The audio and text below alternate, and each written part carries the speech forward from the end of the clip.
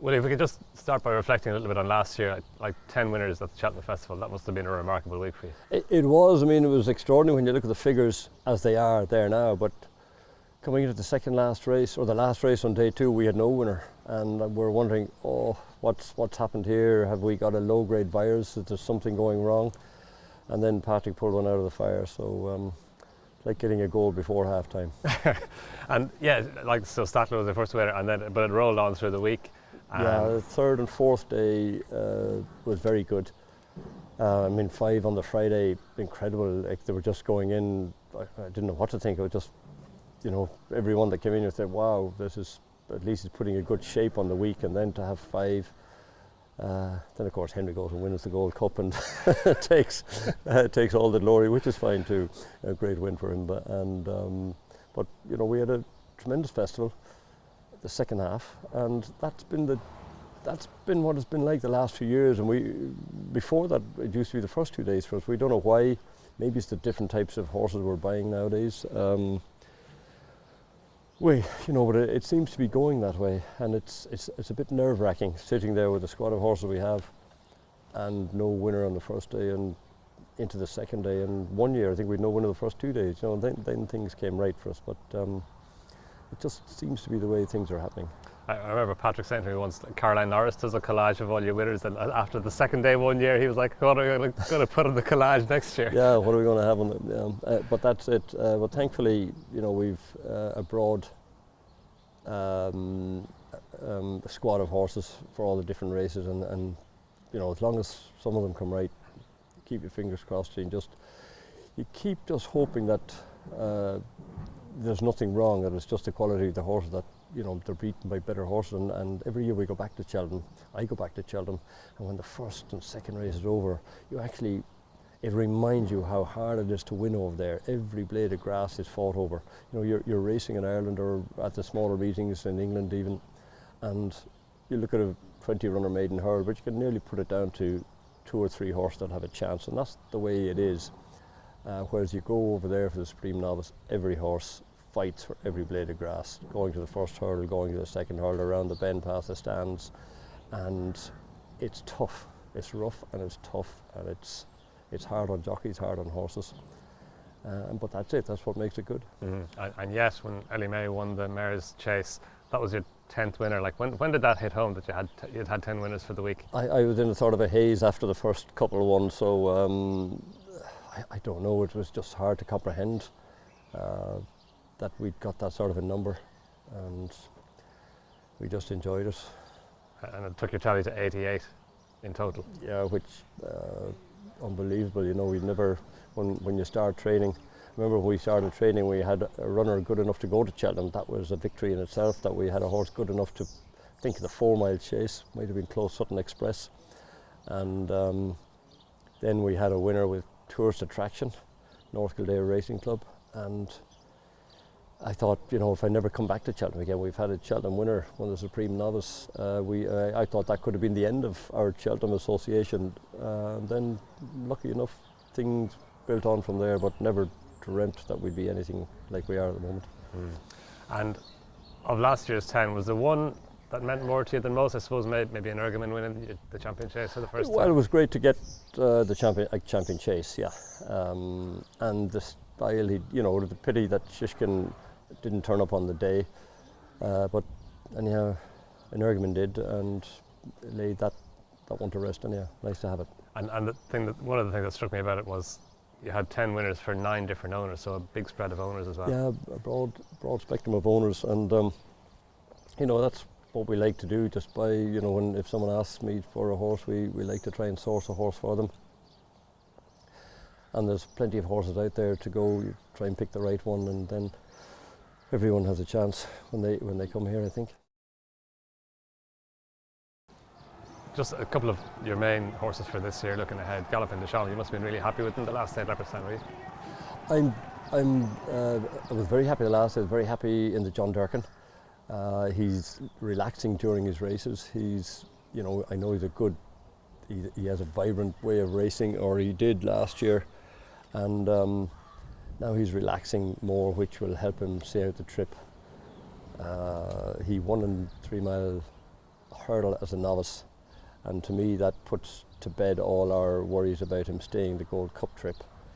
And I think he's relaxing more for Paul as well during his races now. Paul is much happier with that he's able to put him asleep, keep him there, and he'll probably, ride him a bit like album photo, get his position early on, put him asleep and wind him up into the race. And hopefully he'll jump a little better than he jumped. Well, he jumped fantastic last year, but just picked on landing. Whatever happened, I don't know. I'm not sure. I want to go back and look at it again, but these things happen. Yeah. So because he'd be unbeaten over fences, but for that. So, well, there we are. Yeah, and they didn't go a great pace in the Leopardstown Town race. They think maybe but it was towards the end that's when he was most impressive. Yeah, they didn't, and that's probably why he didn't look visually impressive. That the horses weren't falling away. There were a lot of horses still there at the business end. But Paul thought when he eventually got him wound up that he was, he was never worried that he wasn't going to catch the ones in front. And then when he got to the front and got through the winner post, he couldn't pull him up. He went off, I think, down to past the two fences after the stand, down to the reservoir there. So, that's a great sign in a horse as well. And Statler, of course, he goes for the Gold Cup as well, the National Hunt Chase winner from last season. Yeah, he had a great prep in Tremor, chasing home Manila Indo, and then he had a good run the other day in the Gold Cup. Patrick was very happy the way he stayed on, and I think Patrick is keen to ride him in the Gold Cup, and Ronnie Bartlett, his owner, is happy to do that as well. Yeah, it's a winning combination, the two of them. Yes, yeah.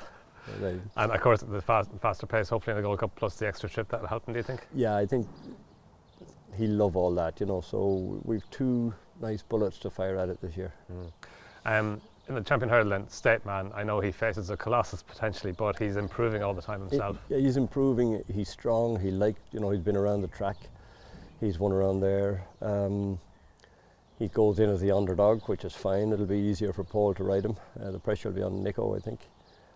But he's doing everything right. We couldn't be happier with him. So he'll hopefully he turns up on the day, and I think he's a viable threat to Constitution Hill. His jumping seems to be getting better with each run this season. Yeah, he won the county hurdle last year, so you can't be too slow now to win the county hurdle. You can't jump too slow. So I think just when he's in a slow run race, he takes his time over his hurdle. But when you put him in professional mode, he'll be fine. Yeah. And the champion chase then, were you surprised with Gentleman de May the last time beating Blue Lord? I was. I think Blue Lord probably didn't run his best race, and Gentleman de May probably ran a career best. I love the way Gentleman de May attacked his fences. He really loved it, and he seemed to get confidence. The better he jumped, the better he wanted to jump. And if he can turn up like that in Cheltenham, I think he's going to put it up to whatever turns up in the day. Like an Ergamin, of course he was beaten the last day, but there were a couple of factors that played that day. There was, I think, and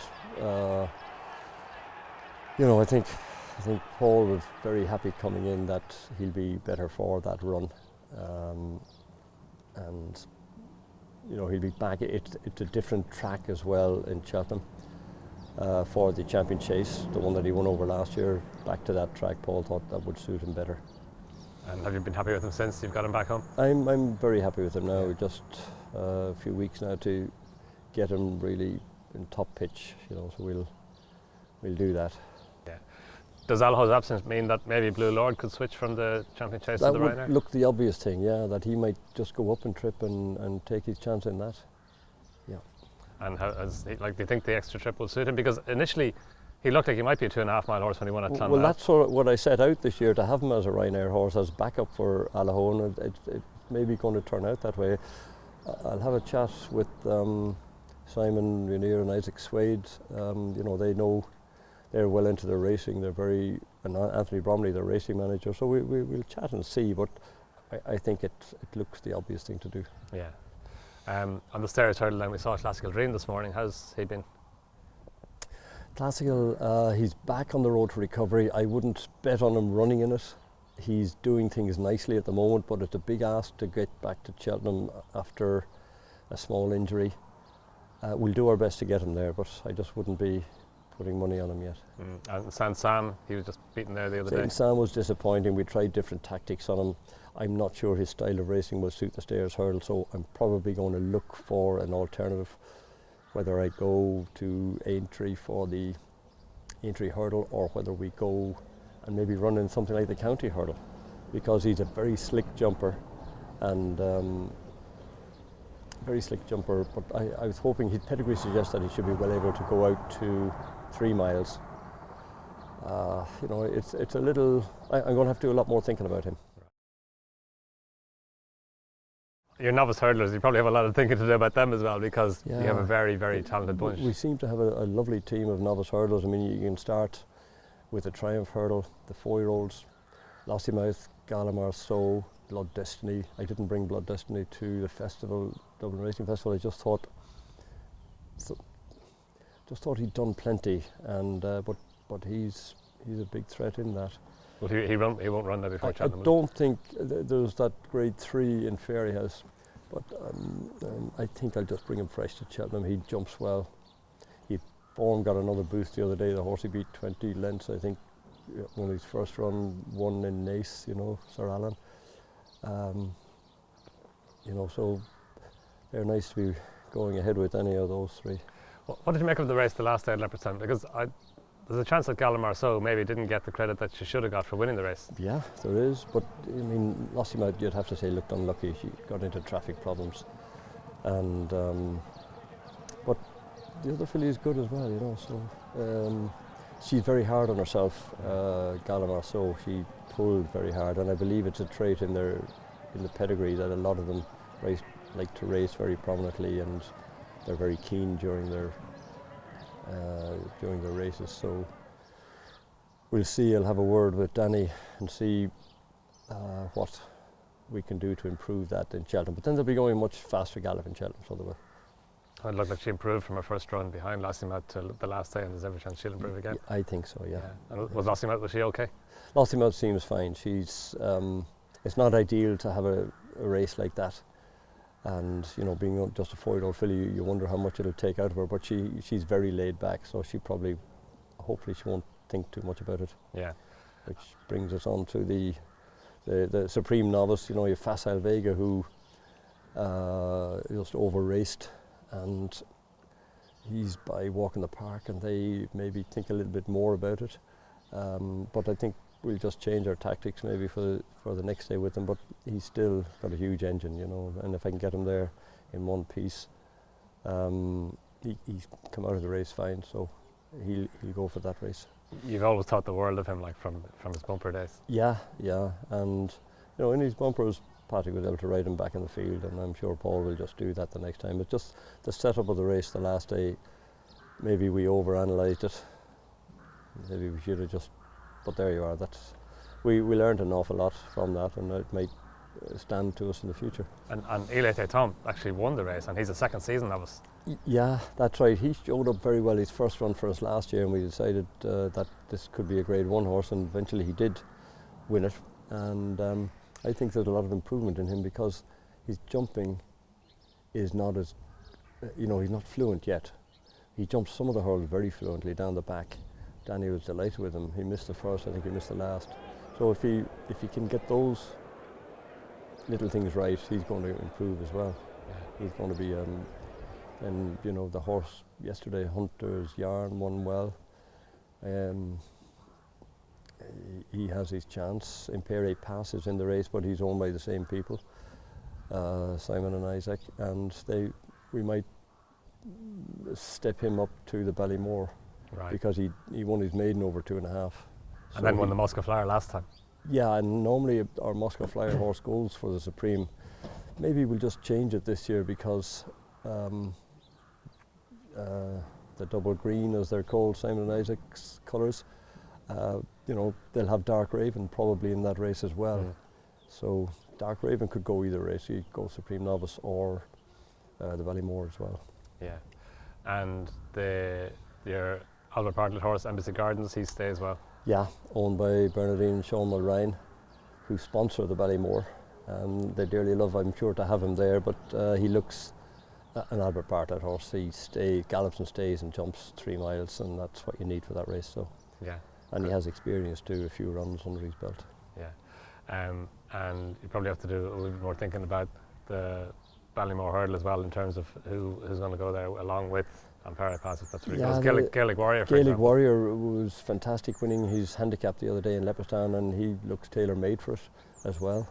You know, so it's nice problem to have. Hopefully they all just get there in one piece. Yeah, yeah. But as we saw with Allaho, you know, different things can happen. Excuse me. And then your novice chasers again, probably as talented or even more talented than your novice hurdlers. Yeah, I mean the Arkle in Leopardstown, you know, it was a hell of a race, and El Fabiolo came out on top on the day, and he looked nailed on to run in the Arkle. Dicer Dynamo ran a cracker, and I actually think the Cheltenham might suit him better. It's tighter. It's down a furlong and trip. Sorry? It's down a furlong and trip as well. Yeah, down a furlong and trip, and that will suit him. And you know, so they're 2 nice horses to have going there. And El Fabiolo, like, he's only got a neck to find with John Bond from Aintree over hurdles last time, when he made a mistake at the final flight as well. That's right. El Fabiolo, when he met John Bond, was I think the 2nd run in his life. You know, so I think there's a lot of improvement in him. So there is. You just have to keep things right on the day. Got to jump perfect. You know, everything has got to go right. Yeah. But it's going to be a fascinating race to watch. Do you think appreciated? Will he go out and trip for the Turners, do you think? I appreciated. I think probably be best to go out and trip for the Turners. Yeah, he's 9 now, so he's probably just not as sharp as we were hoping he would be. And it had looked the thing to do. Yeah. And then looking at the longer trips, Gair de Menil, Ramillies and Sir Gerhard. Yeah, so they have the Brown Advisory and the National Hunt Chase. Patrick, I imagine, will be putting in his spoke in for Gair de Menil. Ramillies is another one that'll be staying out in trip. Maybe he'll go for the National Hunt Chase as well. And Sir Gerhard, Brown Advisory or the National Hunt, no, the Turners. The Turners, yeah. So I don't know. On one hand, he's so little experience over fences. There's less fences in the Turners, but they'll be going slower, that bit slower in the Brown Advisory. So we'll have to see as we come nearer the time and see what horses are left in, and make our choice a good bit later, I think. Because he did well the last day. He made a really bad mistake early on in the race, but then he warmed up through his race. Yeah, and remember, you know, he's got pointing experience, so that'll all stand to him.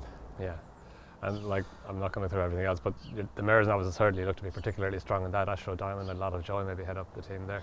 Yes, they both won their maiden hurdles well. They're 2 nice horses. And Astro, of course, won a listed her the other day. Now she gets a £5 penalty for that, but I think we've done that before with the £5 penalty. She has every chance. A lot of joy. She's obviously a classy horse from the flat, and she finally got her maiden hurdle win on the board there. Yeah, it's taken her a while to learn how to race over jumps. She jumps well enough, but she's too keen. She's got to learn to relax a bit more, and she'll have every opportunity to do that in Cheltenham, because they usually go like the clappers in that race. Yeah, and your bumper team finally, again, as ever. It for me team. looks good. Loughlin's form got a great boost yesterday with the Navan winner. You know, we've a nice team of horses, and 1 or 2 more to come out, I hope. Yeah, fun.